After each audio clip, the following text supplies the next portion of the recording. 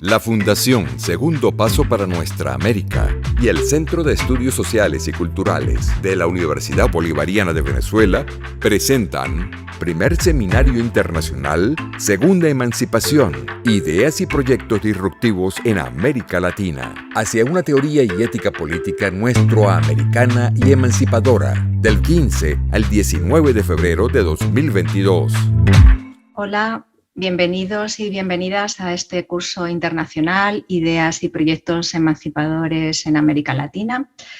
La clase de hoy la vamos a dedicar a los proyectos políticos y éticos y políticos emancipadores y cómo estos proyectos han aportado a la teoría política. Para hacer más fluida la clase vamos a compartir una presentación donde vais a poder seguir en vuestras pantallas esta clase. Bueno, tenéis aquí el título de la exposición. Mi nombre, como tenéis aquí debajo, es Ángeles Díez Rodríguez. Soy doctora en Ciencias Políticas y Sociales. Imparto en la Universidad Complutense distintas asignaturas, una de ellas Sociología Política y otra sobre Sociología General. En esta clase, como os decía, vamos a hablar de estos proyectos que han aportado a la teoría política.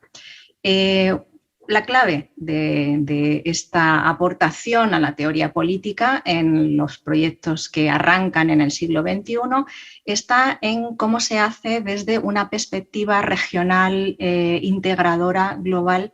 Digamos que estos procesos traen una mochila en donde hay una concepción panamericana o latinoamericana que arranca de los procesos de independencia y se retoma a partir del siglo XXI en estas nuevas formas de gobierno, en nuestros procesos que unos tienen una carga muy importante revolucionaria, como va a ser en el caso de Venezuela, también en Bolivia y en un primer momento en Ecuador. También en nuestros proyectos progresistas con Lula en Brasil o con Kirchner en el caso de Argentina. Se ha estudiado en general todos estos procesos emancipadores tomando como referencia el modelo de la formación de los estados nacionales europeos. Una formación en cuya base está el desarrollo del capitalismo, el paso de un modelo, una sociedad y un modo de producción feudal a un modo de producción capitalista y a partir de la guerra, esa delimitación de las fronteras, esa construcción de estructuras administrativas y políticas que después de las revoluciones burguesas van a emprender un proceso de nacionalización, es decir, en la que las poblaciones de esos territorios delimitados, de esas fronteras, van a identificarse con aquellos que gobiernan, con los estados que gobiernan. Así, ese proceso es un proceso multisecular, que no es lineal, que tiene retrocesos también y que dura varios siglos, desde finales del siglo XV hasta el siglo XVIII con la Revolución Francesa, aunque efectivamente ya antes, entre 1640 y 1649, es decir, a mediados del siglo XVII, ya ese proceso de formación de Estado Nacional había tenido lugar en Inglaterra con la Revolución Inglesa, con Cromwell a la cabeza.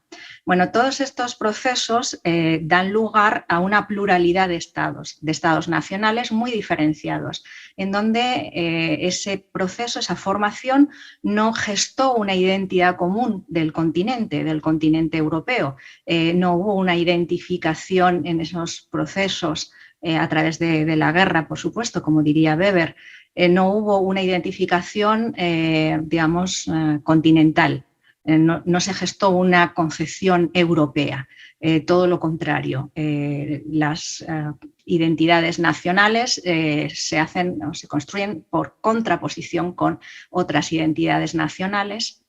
Bueno, en el caso de América Latina, desde el primer momento en que aparecen las guerras de liberación, está muy presente esa concepción más global, más amplia, que puede estar vinculada a la lengua, al castellano en ese momento y a la dependencia de todas las colonias latinoamericanas de la corona en España.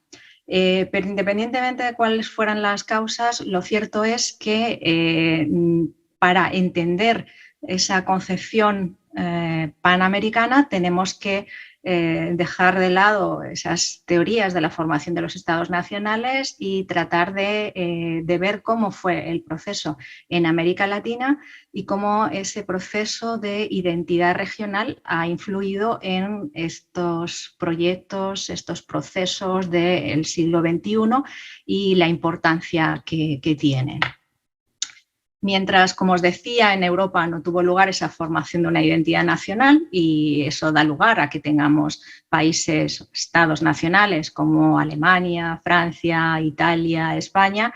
En el caso de la independencia americana sí se gestó esa identidad panamericana y que se formó esa identidad en paralelo a la necesidad de construir esas infraestructuras y esos sistemas jurídico-políticos que dieran cobertura a los gobiernos que se estaban gestando. Podemos decir que las identidades nacionales latinoamericanas diferenciadas, es decir, Colombia, Venezuela, Perú, fueron forzadas por la expansión del capitalismo y cómo se va desarrollando por las élites criollas que se hicieron, que fueron las que tomaron el relevo de la metrópoli. He partido de tan atrás porque estos procesos, estas revoluciones, vamos a llamarlo así, del siglo XXI, retoman el proceso identitario panamericano de nuestra América que ya podemos encontrar, ya encontrábamos a finales del siglo XIX en José Martí. Cuando nos vamos tan atrás a un discurso en honor a Simón Bolívar, precisamente vamos a tener esta expresión. La independencia de América Latina venía de un siglo atrás sangrando. Ni de Rousseau ni de Washington viene nuestra América, sino de sí misma. Veis cómo Martí, a finales del XIX, insiste mucho en que esa concepción de América no tiene que ver con estos autores, estos teóricos que fundamentan los principios jurídicos, políticos de la construcción de los estados europeos, sino que tenía unos rasgos muy específicos, muy propios de América Latina, que desde mi punto de vista no se han estudiado suficientemente, dándoles la importancia que tienen en sus aportes a esta teoría política. Al mismo tiempo, tenemos que decir que todo proyecto de emancipación necesitaba un discurso que interprete, que legitime y que alimente esos procesos, ¿no? Esos proyectos de emancipación. La emancipación no solo se da en el terreno económico, en el político, sino en el campo de lo cultural y lo ideológico. Estos proyectos a principios del siglo XXI son muy conscientes de esta necesidad de elaborar un relato y un discurso propio. Ya lo había hecho la Revolución Cubana, ya lo hizo rescatando a José Martí y en el caso de Venezuela y en el caso de también, en el caso, os he puesto aquí un autor puertorriqueño, ¿no? Eugenio María de Hostos, pero también tenemos el caso de Mariátegui en Perú. Todos estos autores son rescatados por los distintos intelectuales latinoamericanos para tratar de entender y explicar la especificidad de lo que está pasando en América Latina. La propuesta teórica del socialismo del siglo XXI es deudora de todos estos autores, todos estos escritores, filósofos, pensadores que nutrieron los proyectos de independencia y de emancipación en un primer momento y que también van a ser una parte importante de lo que desde el punto de vista teórico se va a construir como socialismo del siglo XXI, que todavía no ha adquirido el suficiente desarrollo, pero sí que forman ese punto de partida. En las distintas etapas que vamos a ver de la independencia y la integración latinoamericana, siempre ha habido una aportación desde la praxis a la elaboración, a la construcción teórica. ¿Cómo podemos interpretar esos procesos emancipatorios en el siglo XXI? Desde la teoría política clásica, si vemos algunos de los libros que se han escrito, de los artículos, se habla de que son proyectos socialdemócratas, que se trata de reformas, que surgen por el agotamiento de ese modelo neoliberal. También se habla de tendencia a los totalitarismos por ese agotamiento del modelo neoliberal y porque las clases populares acaban prefiriendo, entre comillas, gobiernos dictatoriales, también entre comillas, por la situación económica. Bueno, vamos a dejar de lado estas teorías, estas concepciones y vamos a interpretar estos procesos, estos proyectos de otra forma completamente distinta. ¿Por qué? Pues porque al inscribirse en marcos constitucionales que no ofrecen las posibilidades de las transformaciones que están demandando los pueblos latinoamericanos, se ven obligados estos gobiernos a emprender un proceso de raíz, de transformación de ese sistema jurídico-político. De ahí surgen la necesidad de nuevas constituciones. En Venezuela en el 99, en Ecuador en el 2008, más tarde y en Bolivia en el 2009. Pero estas nuevas constituciones, a diferencia de las constituciones anteriores y a las constituciones en Europa, las constituciones burguesas, se van a apoyar en procesos constituyentes, es decir, se le va a dar participación a un nuevo sujeto político en la elaboración de estas constituciones, cosa que no ocurrió en Europa. Si tomamos como referencia el caso de España, en el 78, salir de una dictadura como la dictadura franquista, ese proceso constituyente no se da. Hay lo que llaman los padres constituyentes, que son los que elaboraron la nueva Constitución del 78 y al pueblo se le ofreció esa Constitución para que la votara como un paquete completamente cerrado. Eso no ocurre en América Latina. En América Latina hay un proceso en el que los nuevos gobiernos se ven, bueno, en este caso todavía no son nuevos gobiernos, las asambleas que surgen de las elecciones, se genera una asamblea constituyente y las nuevas constituciones son ampliamente debatidas por los sectores populares. Es decir, estamos ante procesos de ruptura con el marco jurídico-político clásico que también rompe con los modelos de revoluciones clásicas, revoluciones en las que hay una población que se levanta en armas ante la fuerte oposición de las élites que se resisten, ¿no?, a esos cambios, a esas transformaciones. Así que podríamos decir que estos procesos son nuevas respuestas, generan un nuevo paradigma frente a cuestiones que son básicas en la teoría política. ¿Y cuáles son estas claves de la teoría política fundamentales? La primera de ellas, la legitimidad, es decir, cómo se fundamenta el poder. La segunda de ellas, la soberanía, es decir, quién tiene la titularidad del poder. No solo la titularidad, sino de facto quién ejerce el poder. Y la tercera, la democracia. Democracia entendida como participación, delegación, representación, no solo como representación, que es el modelo de democracia clásica que se utiliza en el caso de Europa y del resto de los sistemas.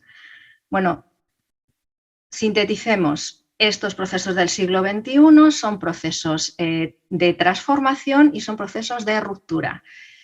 Y son procesos de ruptura que podemos llamar revolucionarios en mayor o menor grado, que rompen con la concepción tradicional de que las revoluciones son procesos violentos de ruptura y de imposición de nuevas nuestra clase social en el poder, de toma del Estado de forma violenta y de inauguración de un gobierno, gobiernos populares en general, por la vía armada. Vamos a estas claves que son las que yo considero que son fundamentales para analizar estas aportaciones a la teoría política. La primera de ellas, la legitimidad. Bueno, la legitimidad tiene que ver con cómo se fundamenta el ejercicio del poder y, por tanto, qué es lo que justifica la obediencia. En un principio, este principio, perdón por la redundancia, este principio de la legitimidad surgió de la reversión de un proceso de transformación, es decir, surge en el Congreso de Viena, 1814-15, y es invocado por los monárquicos que quieren la restauración de la monarquía frente a lo que fue la Revolución Francesa. Así que, en un principio, no es un concepto que surge de un proceso revolucionario, sino de cómo los monárquicos intentan justificar que a ellos es a los que les corresponde, que al rey le corresponde volver a gobernar. El principio de la legitimidad surge, por tanto, con los estados modernos. Y, al mismo tiempo, se vincula a la durabilidad de los gobiernos, a lo que da estabilidad a los gobiernos. Aquí vamos a recurrir a un clásico que es Guglielmo Ferrero, en donde en un texto que se llama El poder, los genios invisibles de la ciudad, trata de explicar cuál es ese principio de la legitimidad. Y nos dice, la pregunta fundamental es por qué unos hombres asumen el derecho a mandar y otros han de conformarse con obedecer. Dice, la legitimidad es la respuesta que los pueblos se dan a esa pregunta. La legitimidad es un principio, nos dice, cuya mayor, aunque no la única, virtualidad estriba justamente en establecer y delimitar con claridad los sujetos sobre los que recae el derecho de mando y, al mismo tiempo, el deber de la obediencia. ¿Quién tiene el deber de la obediencia? La legitimidad, en este sentido, es contraria completamente al uso de la fuerza. Cuanto más necesita un gobierno ejercer la fuerza para conseguir la obligación de la obediencia, menos legitimidad tiene para gobernar y, por tanto, es más fácil que caiga, que no dure ese gobierno. Siguiendo con la teoría política, encontramos en Guglielmo cómo nos delimita esos 4 principios de legitimidad que se han dado históricamente en la formación de los estados nacionales.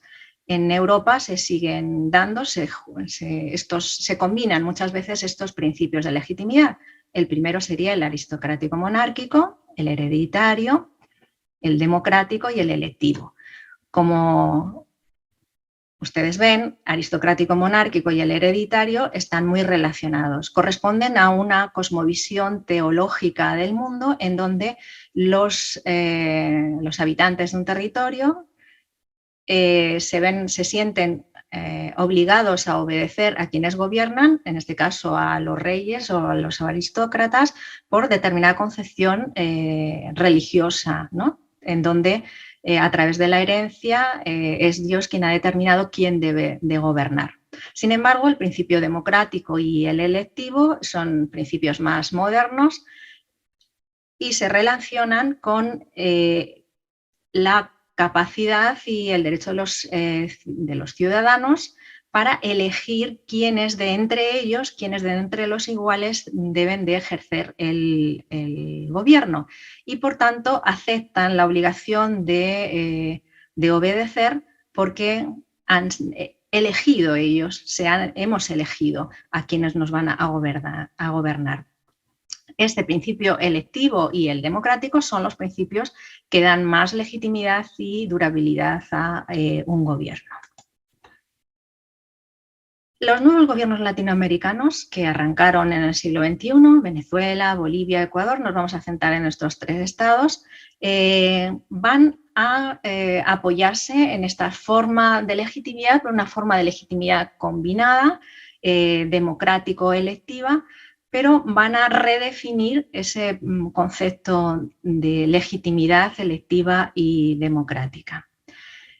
Ferraro nos dice que la historia no es más que la sucesión interrumpida de revueltas triunfantes o frustradas contra el poder establecido y el esfuerzo de aquellos que gobiernan en un momento determinado por impedir que triunfen estas revueltas. Sin embargo, aunque las revueltas en general son las que preceden a los cambios de gobierno, los nuevos gobiernos en América Latina surgieron, se generaron, se gestaron con procesos que efectivamente no estuvieron exentos de luchas y de movilizaciones y de revueltas. Pensemos, por ejemplo, en el caso de Venezuela con el Caracazo en 1989. Pero lo que es ya el salto hacia una nueva forma de gobierno se hace utilizando la vía electoral. Y desde el momento en que estos nuevos gobernantes llegan vía las elecciones, a través de las elecciones, llegan al gobierno, emprenden un camino propio, distinto a lo que han sido el ascenso de estos gobernantes, de estos partidos en Europa, socialdemócratas e incluso de izquierdas. A diferencia, por ejemplo, del gobierno del Partido Socialista en España en 1982, lo que vamos a tener en Venezuela es que habrá un gobierno liderado por Chávez, donde las promesas recogidas en la Constitución y en esa campaña electoral van a ponerse, digamos, se van a implementar. Todos los esfuerzos de los gobiernos van a ser por implementar esas promesas y, por tanto, consolidar el principio de legitimidad. En el caso, como os decía, de España en el 82 con Felipe González, nada que ver. Ahora mismo tenemos en perspectiva que va a haber un congreso, una cumbre de la OTAN, esa organización militar armada de Occidente en España. Felipe González llega al gobierno con la promesa de que va a sacar a España de la OTAN y que las bases militares que tenemos en nuestro territorio, bases estadounidenses, no se va a renovar el tratado. Y sin embargo, en el 86 la campaña que hace Felipe González es para convencer a la población española de que es necesario entrar en la OTAN mediante un chantaje de si no se entra en la OTAN no vamos a poder entrar en la Unión Europea, etcétera, etcétera. Bueno, como ven, esto es un ejemplo, un detalle de cómo los gobiernos europeos socialdemócratas que llegan al gobierno renuncian a todas aquellas promesas que hacen en las elecciones. Esto tiene que ver con la legitimidad, con cómo los sistemas políticos en Europa se van cerrando a la posibilidad de que la ciudadanía pueda intervenir en el gobierno y obligar a sus gobernantes a que cumplan las promesas electorales. Bueno, volvemos a América Latina y al siglo XXI.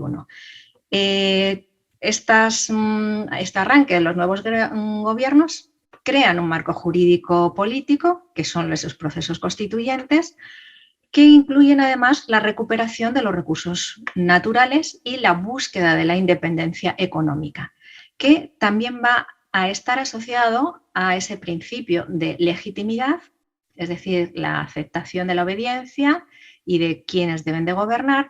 ¿Por qué? Porque esta recuperación de los recursos naturales y esta búsqueda de esa independencia económica va a incidir en la igualación, en la justicia social y en la distribución de los recursos hacia las clases populares.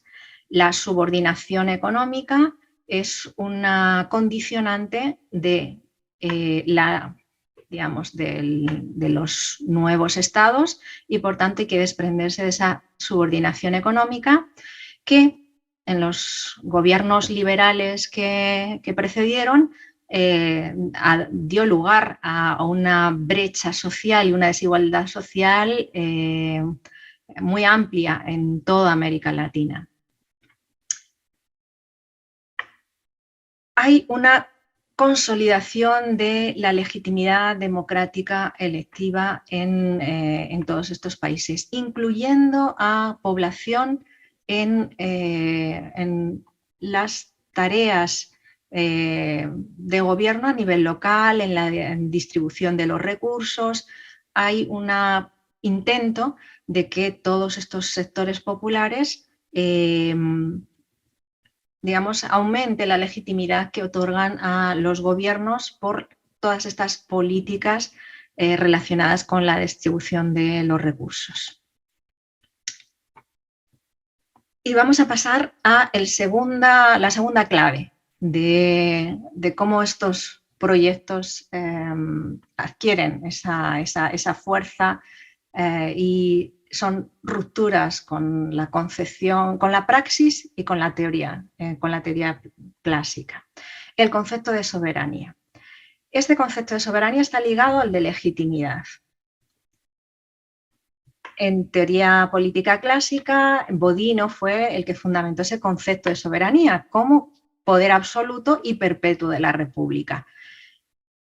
Pero quien realmente desarrolla ese concepto y creo que con una profundidad que merece la pena ahondar en el pensamiento de Carl Schmitt, aunque, como ustedes sabrán, tuvo sus vínculos con el gobierno nazi, y esto generó un desprestigio dentro de la teoría, dentro de los pensadores y de los intelectuales, que proscribió el estudio de Carl Schmitt. Sin embargo, más allá de esta relación, lo que no cabe duda es que son unos grandes teóricos del siglo XX y que necesitamos estudiar a Carl Schmitt en su análisis. Bueno, Carl Schmitt en el concepto de soberanía es fundamental. En su texto sobre la dictadura, un texto de Carl Schmitt que tiene un subtítulo interesantísimo, dice: desde los comienzos del pensamiento moderno, de la soberanía hasta la lucha de clases proletaria. Carl Schmitt nos dice que el que detenta el poder soberano, el poder absoluto, como diría Bodino, es aquel que puede declarar el estado de excepción. Como ven ustedes, si nosotros tratamos de aplicar esta concepción al caso de los gobiernos más generalizados en Europa y también la mayor parte de los gobiernos latinoamericanos, nos vamos a dar cuenta de que quien posee la capacidad de declarar el estado de excepción no es el pueblo a través de sus representantes, sino que son estos representantes que están desvinculados del pueblo, y en concreto es el ejército, ¿no? Un ejército que tampoco está vinculado no es un ejército popular, no son ejércitos populares, y son aquellos que pueden declarar el estado de excepción, es decir, suspender todas las garantías, todas las libertades, estar fuera de la ley, ¿no? Bueno, pues en el caso de los gobiernos de los que estamos hablando, y gracias a ese nuevo sistema jurídico-político, a esas nuevas constituciones, donde la soberanía se deposita en el pueblo, pero no es un atributo nominal, sino que el pueblo es fuente de legitimidad, es el depositario de la legitimidad, y al estar implicado también el pueblo en las tareas de defensa de la patria, adquiere de verdad esa característica de poder soberano. Por lo tanto, en estos procesos del siglo XXI aparece una reconceptualización de ese concepto de soberanía que en la teoría y en la práctica actual, en los gobiernos que nosotros conocemos como gobiernos parlamentarios representativos, está encorsetada por todos esos límites que tratan de desplazan al pueblo del ejercicio del poder. La soberanía también está vinculada al concepto de propiedad de los recursos naturales. Si no se posee la suficiente capacidad económica como para tomar decisiones políticas y que esas decisiones sean vinculantes, no se posee soberanía. Por tanto, los recursos naturales, el que un país pueda defender y decidir sobre a qué puede destinar o a qué quiere destinar esa riqueza, no estamos hablando de un país soberano. Eso hizo que en el caso de Bolivia, en el de Venezuela y en un primer momento con el gobierno de Correa se tratara de recuperar esos recursos naturales que estaban en manos de las grandes corporaciones, las compañías y del sistema financiero internacional a través de los préstamos del Fondo Monetario Internacional. Estos gobiernos rompen con esa lógica, emprenden la recuperación de esos recursos naturales. Otro factor fundamental de la soberanía es cómo someter a aquellos que gobiernan a la voluntad del pueblo. En las constituciones vamos a ver cómo aparece ese principio de mandato imperativo y de revocabilidad de los cargos, que es la forma en que la ciudadanía, en que el pueblo puede controlar a aquellos que gobiernan. En el caso de Venezuela, a mitad del mandato, aparece la posibilidad de revocar al presidente del gobierno. Eso no aparece en ninguna de las constituciones que yo conozco europeas, ni es, digamos, ni va a ser un principio que pueda desarrollarse, porque es un elemento fundamental también de la democracia. Aquí les recomiendo el texto de Bernard Manin, un teórico político francés, donde él nos va a explicar con mucha claridad cuáles son los principios del gobierno representativo y cómo esos principios del gobierno representativo, es decir, de los sistemas parlamentarios europeos, son muy diferentes a lo que podríamos considerar un sistema democrático. Precisamente porque en una democracia, entendiendo por democracia esa democracia del siglo V a.C., en toda esa época donde en Atenas, donde se habla de esa democracia radical, bueno, pues los principios que fungen, que permiten hablar de democracia, sería el mandato imperativo, la revocabilidad de los cargos y también la publicidad de la norma, es decir, que todos aquellos que participan en la política comprendan y entiendan y formen parte de la elaboración de esa norma, de esa ley. Bueno, en el caso de estos gobiernos, ese principio de la revocabilidad de los cargos y del mandato imperativo va a ser fundamental para que podamos hablar de una soberanía no solo nominal, sino real de los pueblos. También se van a desarrollar formas de participación en las tareas de gobierno, especialmente a nivel local.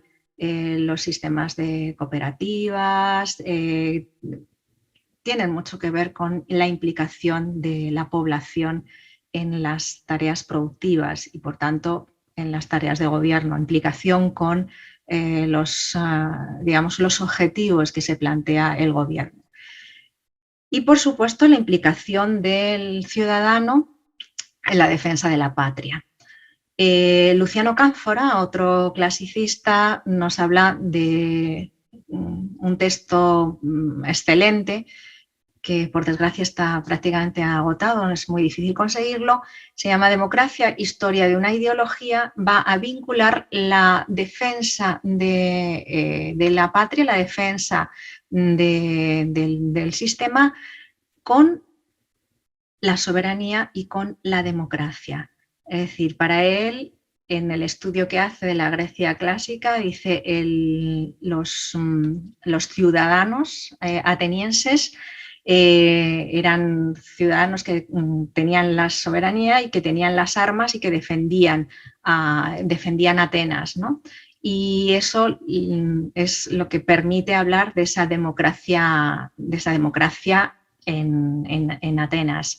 No solo la participación en el gobierno, bueno, en este caso era asamblearia, no podíamos hablar de un gobierno, todos los ciudadanos formaban parte de la asamblea y de las decisiones políticas, pero el hecho de que todos eran ciudadanos armados con capacidad para defender estaba relacionado, esa defensa de la patria, completamente con la democracia. Así que en el caso en concreto de Venezuela, donde tenemos esa defensa cívico-militar, podemos decir que está a camino de esa idea, ¿no?, del pueblo soberano, un pueblo que en armas defiende su sistema de gobierno. También el ejercicio de la soberanía está vinculado a las condiciones materiales. Se establece pues una nueva relación entre el Estado y el ciudadano. Podríamos decir que hay un nuevo contrato social, que está atravesado por esa reducción de la brecha social. Ese contrato social es una garantía, un contrato que está sujeto a la distribución de los recursos, a la igualdad social. Por lo tanto, se vincula los gobiernos al desarrollo de políticas públicas, lo que sería algo así como la deuda social, pagar la deuda social que históricamente han creado todos los gobiernos liberales. Y aquí quiero hacer un paréntesis porque me parece fundamental. Tradicionalmente se ha hablado de la democracia y se habla mucho de Aristóteles, ¿no?, el texto clásico de la política, donde va analizando las formas de gobierno, y se habla de la democracia como el gobierno de las mayorías. Bueno, pues si uno va a los clásicos se va a encontrar con que Aristóteles nunca dijo eso, que para Aristóteles la democracia era el gobierno de los pobres. Y les he traído aquí una cita que me pareció muy interesante. No hay verdadera democracia sino allí donde los hombres libres, pero pobres, forman la mayoría y son soberanos. Fíjense ustedes lo importante que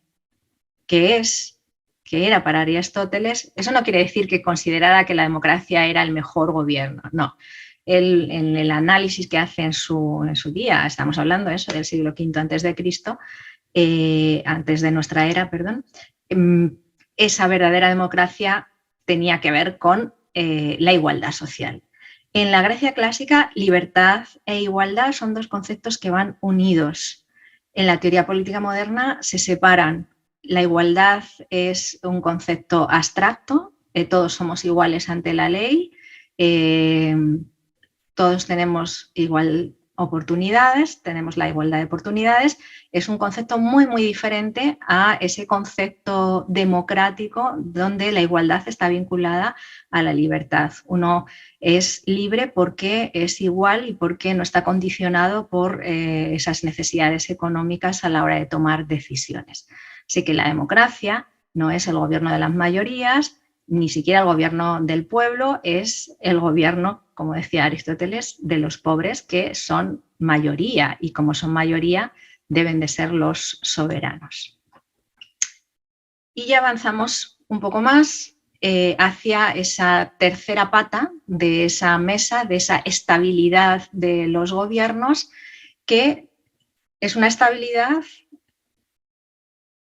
de alguna forma que tiene que superar los condicionantes históricos de lo que ha sido el gobierno de las élites en América Latina y el dominio por medio de la fuerza y la coacción de las poblaciones, el sometimiento de las poblaciones, y tiene que superar la dependencia económica tradicional del exterior y, por supuesto, las agresiones y las injerencias imperialistas por la cabeza del imperio, por Estados Unidos y por sus cómplices y socios europeos. Bueno, la estabilidad de estos nuevos gobiernos, que son revolucionarios en la práctica y también están construyendo una nueva concepción para la teoría política. Ese tercer elemento es el de la democracia. Hay una redefinición, lo mismo que decíamos para la legitimidad y la soberanía, hay una redefinición del concepto de democracia. Hay una modificación de la relación entre representantes y representados y una revalorización de lo que significa el voto.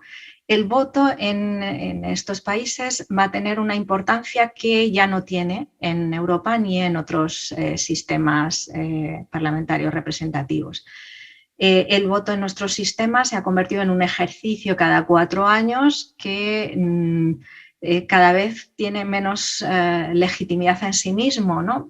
Porque se vota a partidos de forma cerrada y no hay ninguna garantía de poder controlar que esos partidos vayan a poder poner en marcha los programas para que han ofrecido, ¿no? Como en las campañas electorales. Bueno, en el caso de Bolivia y de Venezuela, vamos a tener que el voto tiene un componente de voluntad popular muy fuerte y que con todas estas modificaciones que han tenido lugar a través de las constituciones y también del ejercicio de la política en todos estos años, ese voto va a tener una carga de apoyo y de legitimidad muy importante que no tiene ya en otros sistemas, en otros países. Al mismo tiempo, estas condiciones de las que os hablaba, ese contexto internacional de injerencia, de agresión, por apropiarse de los recursos naturales, sobre todo en el caso de Venezuela y de Bolivia, va a hacer que se desarrollen mecanismos de participación como os hablábamos, ¿no? de las cooperativas y de todos estos proyectos populares, ¿no? Sobre todo para la soberanía alimentaria tan importante, que cada vez tiene más peso para conseguir la independencia de agentes externos. Y esta participación en la defensa, en esta defensa cívico-militar, también va a recrear nuevos contenidos al concepto de democracia y la gestión y administración de los recursos. Se va a combinar, pues, delegación y representación en estas democracias, muy en el sentido en que Maná hablaba de la democracia radical, la democracia griega. Así que los conceptos de igualdad y de libertad van a quedar vinculados. No hay libertad, no se puede concebir la libertad si no hay una igualdad objetiva, no una igualdad abstracta, sino una igualdad que permita que se tomen decisiones sin condicionantes de carácter económico, sin sentirse obligado, ¿no? por la economía. Sí que es verdad que las dificultades económicas que atraviesan a los que son sometidos estos gobiernos por toda una serie de injerencias externas y por el sistema financiero internacional, el sistema monetario, hace cada vez más difícil que estos dos, que esa igualdad objetiva, que esa igualación de todos los ciudadanos, esa elevar el nivel de vida, se convierte en un hándicap importantísimo para la conservación, para el mantenimiento y la estabilidad de estos gobiernos democráticos. Y ya para ir acabando, vamos a hablar de forma muy rápida de ese contexto de guerra que, desde mi punto de vista, es importante para entender qué es lo que ha hecho que estos proyectos se conviertan en proyectos cada vez más radicales. La única posibilidad de sobrevivir como proyectos democráticos y populares es precisamente radicalizándose. Y dentro de esta radicalización, la construcción, seguir alimentando esa identidad regional que es una garantía de la posibilidad de la emancipación, que no es solo la emancipación de Venezuela, de Bolivia, emancipación de Perú, de Honduras, esa emancipación no va a ser solo una emancipación de un Estado nacional, sino que en el caso de América Latina va a estar atravesada por la necesidad de que haya una nueva independencia, una emancipación continental de todo el continente. Todos estos países latinoamericanos que se inscriben en esa ola transformadora a principios del siglo XXI van a estar sometidos a una guerra despiadada, por lo que ya conocemos, ¿no? Esa doctrina Monroe, refundida y rehabilitada en el siglo XXI, donde Estados Unidos considera que América Latina es su patio trasero. Un patio trasero que adquiere nuevo valor en un momento en el que el declive de Estados Unidos como potencia hegemónica es importante y en el que han surgido otras potencias, como el caso de Rusia o China, que disputan esa hegemonía planetaria. Esa necesidad de defenderse de las agresiones imperialistas y de defender la patria es un elemento fundamental también que contribuye a esa concepción identitaria regional, la defensa de todo el continente, porque así es concebida por el imperio, como una unidad. Así que la defensa, los avances democráticos en esos tres elementos, en la legitimidad, en el concepto de soberanía, en la igualdad y la libertad, están pendientes, están influidos, ¿no?, por esa defensa regional. En el nuevo contexto geopolítico, esa emergencia de nuevas potencias lo que favorece es esa desconexión de la subordinación económica y política, búsqueda de nuevas alianzas, una reconexión regional, esa unión de los más débiles y esos proyectos de integración y ayuda mutua que son fundamentales en estos proyectos que, como insisto, son proyectos de independencia no solo de los estados, sino del continente americano. Aquí obstáculos que he señalado importantes, las élites económicas que al no haber un proceso revolucionario armado forman parte, ¿no?, están dentro del país. Los límites del propio sistema electoral que obliga a que estos gobiernos tengan que estar invirtiendo recursos humanos y económicos en los procesos electorales que podrían destinar a estas economías al sistema productivo. También es un obstáculo interno la mayor o menor dependencia, dependiendo de si se ha desarrollado una industria propia o un sector agrícola propio. Los sistemas jurídicos también tienen que ser revisados y actualizados a las características que se viven en ese momento. Obstáculos externos, por supuesto, los intereses económicos, la financiarización y globalización, el sistema monetario internacional, el sistema jurídico internacional, pero sobre todo me interesa mucho que pensemos en cómo esa hegemonía ideológica es muy importante, tiene una gran carga, un gran peso, y cómo la lucha de todos estos gobiernos por la emancipación pasa por construir esos nuevos relatos. Un relato que no es solo un relato que se debe de construir a la defensiva, sino no tanto a la ofensiva, no me gusta hablar de la ofensiva, pero sí realmente tomar esa delantera en la que se ponga en valor lo que está ocurriendo en América Latina, en el relato, en el discurso y en positivo. Y a modo de conclusiones, ya para finalizar, podemos decir que los procesos latinoamericanos suponen rupturas tanto en la práctica como en la teoría política clásica.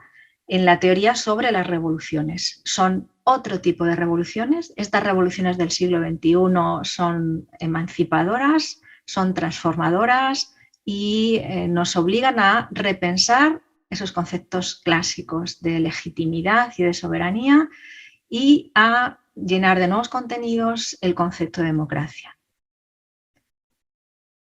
Inician un proceso de recuperación de ese sentido de la democracia y de la política, tal y como lo señalaba Hannah Arendt en un texto clásico que se llama ¿Qué es la política? Los gobiernos necesitan constantemente el consentimiento de los gobernados y eso profundiza en la democracia. El poder soberano es un poder compartido entre el gobierno y el pueblo. El principio de legitimidad electoral democrático se combina con el carismático porque aparecen líderes que son fundamentales en estos procesos. El contexto de guerra e injerencia radicaliza los procesos, eso es importante. Y la batalla por la democracia y la soberanía también implica que necesitamos reelaborar teorías políticas alternativas, rescatando a los filósofos, a los escritores clásicos de América Latina y también a los contemporáneos. Podemos decir que el siglo XXI inaugura una América Latina nueva, hay una nueva fase de descolonización continental que tiene avances y que tiene retrocesos, pero para apoyar esos avances necesitamos repensar los conceptos clásicos de la teoría política.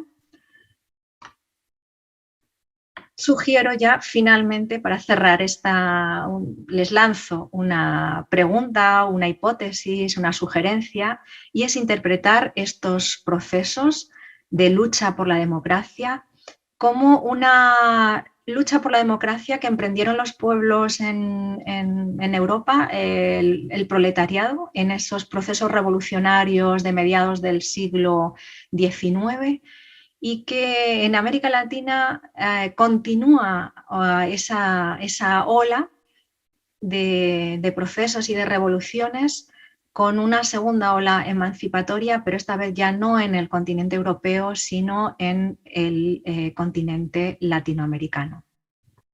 Bueno, nada más, espero que os haya interesado la clase. Con la diapositiva, creo que con las diapositivas podéis profundizar. También hay una bibliografía que os acompaña al final de este PowerPoint. Y invitaros a todos a reflexionar, a pensar y a no ser tímidos, a tratar de pensar rompiendo un poco con los modelos clásicos de análisis y de interpretación. La Fundación Segundo Paso para Nuestra América y el Centro de Estudios Sociales y Culturales de la Universidad Bolivariana de Venezuela presentaron Primer Seminario Internacional, Segunda Emancipación, Ideas y Proyectos Disruptivos en América Latina, hacia una teoría y ética política nuestroamericana y emancipadora, del 15 al 19 de febrero de 2022.